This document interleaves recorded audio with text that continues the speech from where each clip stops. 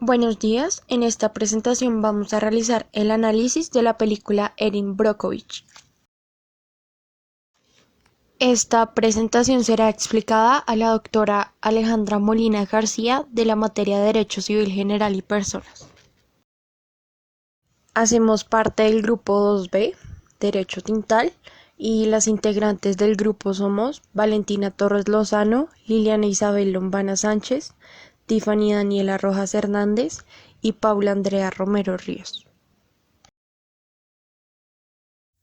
Partes del proceso. Demandantes. Reincidentes de Hinckley en cabeza del buffet de Ed Marcy. Demandados. Pacific Gas and Electric Company. Lugar de la ocurrencia de los hechos: Hinckley, California. A continuación, hechos fundamentos de la acción. Uso del cromo hexavalente añadido al agua para evitar la corrosión de los pistones de las torres de refrigeración. Contaminación de las napas de aguas locales en más de una milla alrededor de la planta producida por la compañía Pacific Gas and Electric Company a causa de que éstas no llevaban a cabo el debido protocolo para el tratamiento de las aguas residuales. Negligencia por parte del personal médico pagado por la compañía, la cual negaba a los habitantes de esta comunidad que su enfermedad se negaba al tratamiento de las aguas residuales. Los 5 abortos injustificados de la señora Mandy, quien vivía dentro de esta comunidad. Y por último, la parálisis, tumores y demás afectaciones físicas a los pollos de los Robinson. Ahora pasamos a ver las clases de acción de responsabilidad. Responsabilidad contractual. La responsabilidad contractual hace referencia a la vulneración de algo exigido mediante un contrato. A este respecto es preciso tener en cuenta lo recogido en el artículo 1602 del Código Civil colombiano, el cual estipula que las obligaciones que nacen de los contratos tienen fuerza de ley entre las partes contratantes. Igualmente, el artículo 1613 del Código Civil colombiano entiende que quedan sujetos a la indemnización de los daños y perjuicios causados los que en el cumplimiento de sus obligaciones incurrieran en dolo, negligencia o morosidad, y los que de cualquier modo contravieren al tenor de aquellas.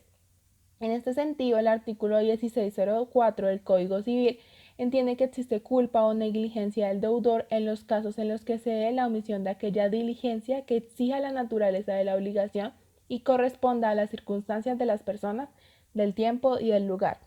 Este tipo de responsabilidad se evidencia a lo largo de la película en la relación que existía por un lugar entre los trabajadores y la empresa Pacific Gas and Electric Company, además de la relación que existía entre la empresa y los Jensen por la compra del predio y los pagos hospitalarios que estos mismos cubrían. Responsabilidad extracontractual, también denominada delictual o aquilina según la sentencia C-1008 de 2010.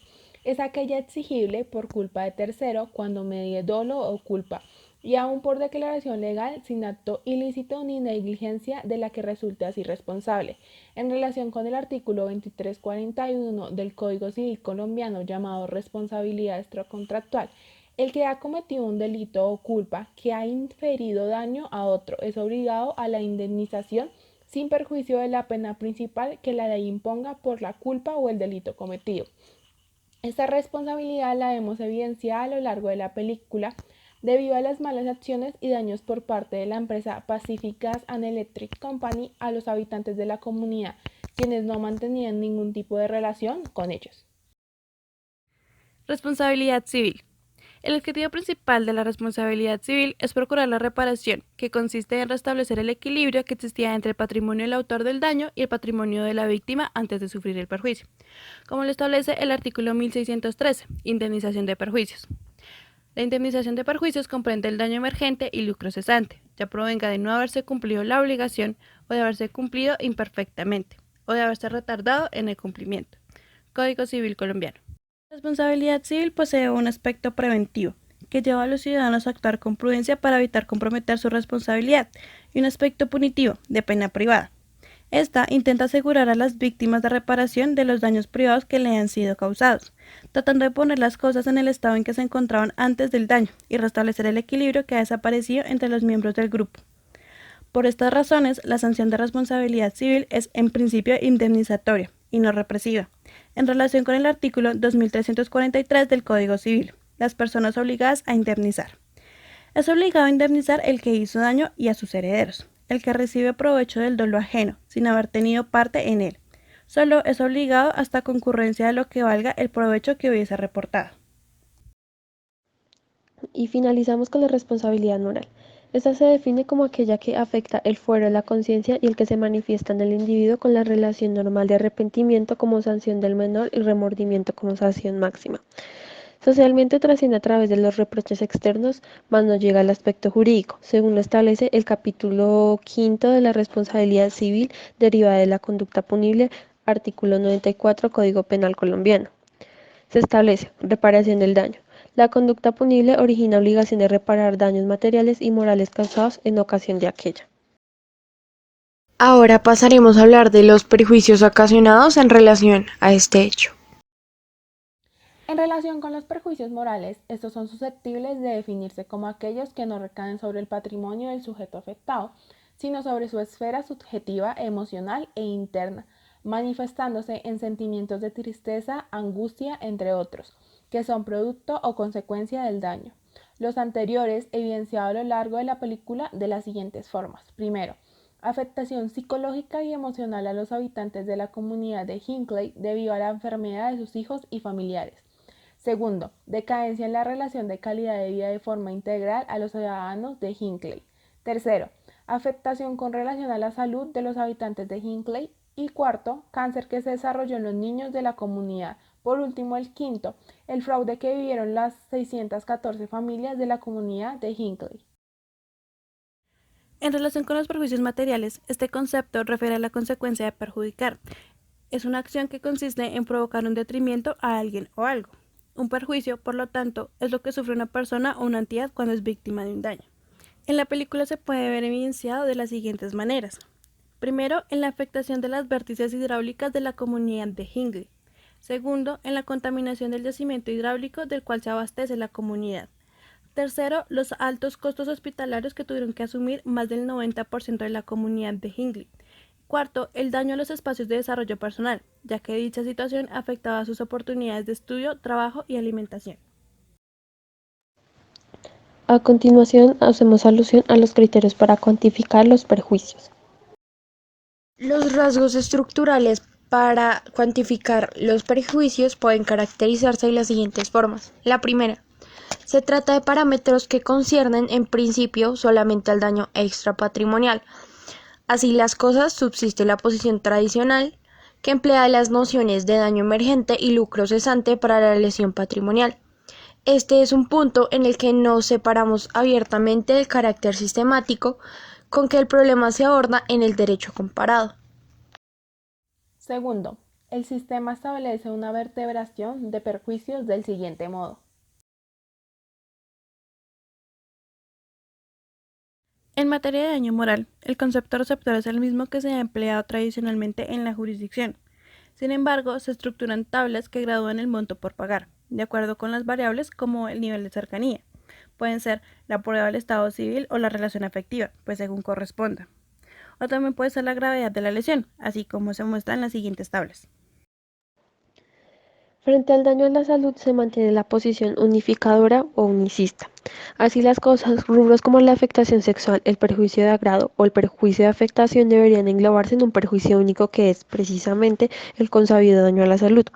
Su reconocimiento, según el Consejo de Estado, se reservará únicamente a la víctima directa y no se limitará al porcentaje de incapacidad, sino a la afectación psicofísica real de la persona, donde reaparece la discrecionalidad judicial conforme a las siguientes cuantías. Igual o superior al 50%, 100 salarios mínimos legales vigentes. Igual o superior al 40%, inferior al 50%, 80 salarios mínimos legales vigentes. Igual o superior al 30% e inferior al 40%, 60 salarios mínimos legales vigentes. Igual o superior al 20% e inferior al 30%, 40 salarios mínimos legales vigentes. Igual o superior al 10% e inferior al 20%, 20 salarios mínimos legales mensuales vigentes. Igual o superior al 1% e inferior al 10%, 10 salarios mínimos legales vigentes. En este caso, existe también un factor de corrección que para casos de mayor gravedad de la lesión permite una indemnización de hasta 400 salarios mínimos legales vigentes. En fin, aparece un nuevo rubro absolutamente sui generis, El daño inmaterial por afectación relevante a bienes o derechos convencionales y constitucionalmente amparados. Al parecer, este perjuicio pretende indemnizar una afectación extrapatrimonial, propia de la afectación relevante de ciertos bienes jurídicos.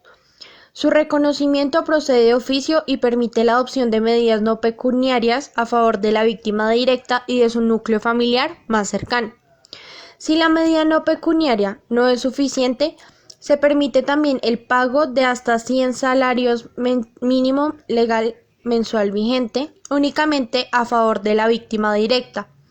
Lo curioso es que por su contenido y esencia pareciera ser una consagración paquidérmica del daño punitivo, que seguramente dará lugar a componentes sancionatorios en este tipo de casos.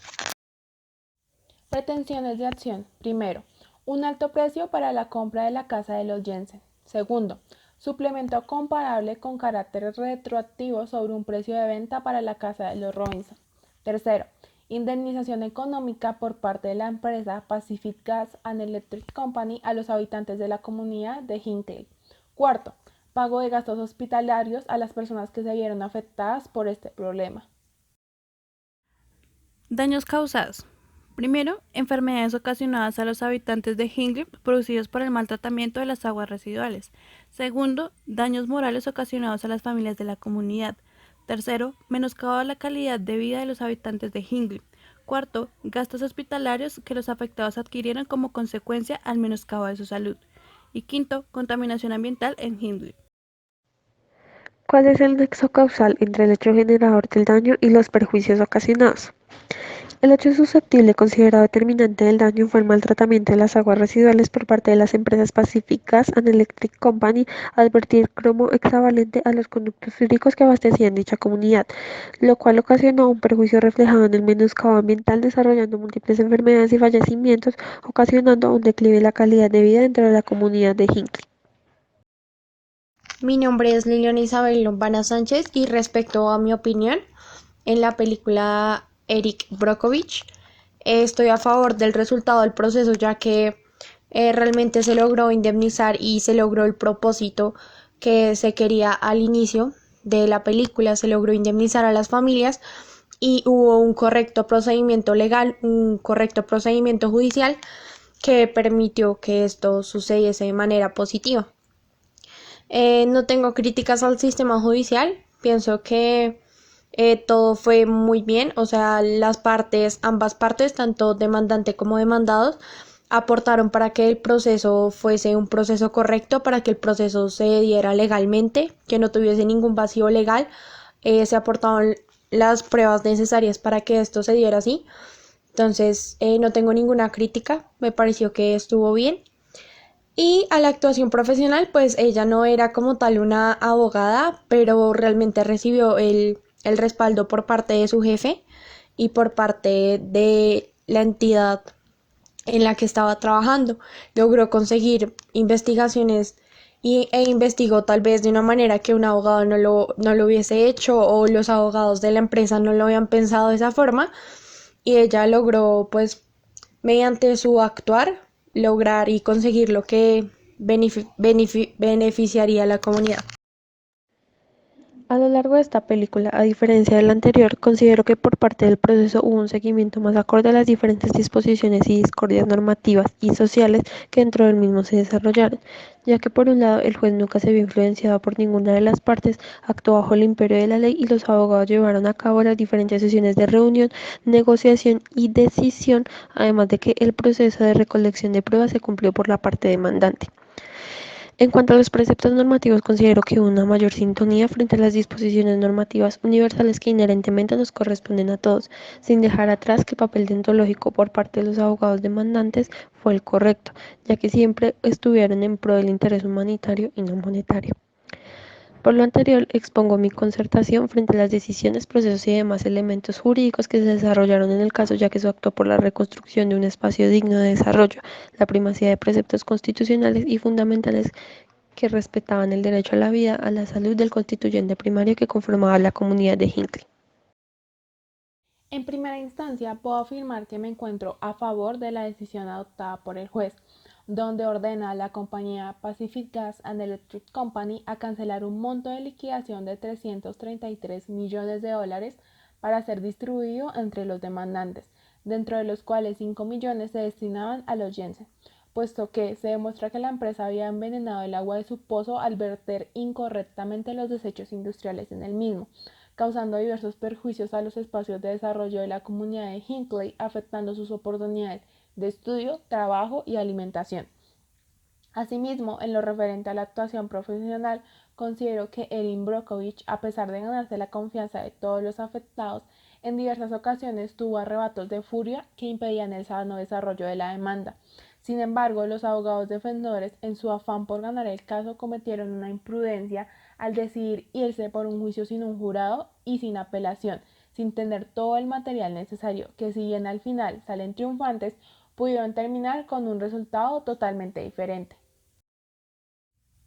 En términos éticos y morales, la empresa PGIe no manejó sus desechos de la mejor manera, pues no supo eliminarlos de la forma que no perjudiciara a las personas que vivían cerca de donde ellos arrojaban sus desechos. Esta empresa además no supo que los agentes químicos que usaron serían de gran perjuicio para los habitantes. Aparte de todo eso, es muy poco ético mentirle a la comunidad sobre un tema tan grave. Por otro lado, la firma de abogados que inicialmente acudió Erin Brockovich actuaron de una mala manera. No le apoyaron a la lucha y su causa justa. Además de esto, estas firmas de cierta forma discriminaron y se burlaron de ella, de la causa que ella quería defender.